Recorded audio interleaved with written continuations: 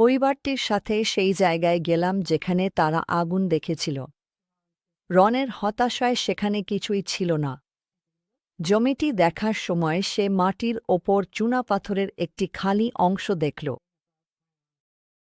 রন একটা বড় পাথর তুলে চুনাপাথরের ওপর ছুঁড়ে মারল, আর সবার বিস্ময়ে সেটা ঢোলের মতো শব্দ করল, ফাঁপা একটা আওয়াজ, যেন পাথরের ভেতরে ফাঁকা জায়গা আছে। রন যখন তাদের জিজ্ঞেস করল জমিতে কোনো গুহা আছে কিনা, তারা আসলে কিছু জানত না।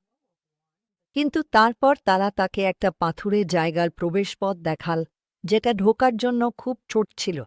তারা সেটাকে আবর্জনার গর্ত হিসেবে ব্যবহার করছিল। কৌতূহলজনকভাবে ঠিক যেমনটা সে বাগানে খনন করছিল, কবরটাও তাদের আবর্জনার গর্ত ছিল। এবং এখানেই শেষ। কিন্তু তারপর 1992 সালের ডিসেম্বরে রন জানতে পারল যে পরিবারটি এখনও একই বাড়িতে, একই জমিতে আছে। সে সাবধানে তাদের দেখতে গেল, ভাবছিল তারা তাকে মনে রাখবে কিনা, বা তার চেয়েও গুরুত্বপূর্ণ, সে এলে তারা তাকে স্বাগত জানাবে নাকি রাগ করবে। তারা তাকে খোলা হাতে স্বাগত জানাল, আর এখানেই রন জানতে পারল যে জামাল আর হেব্রনে থাকে না।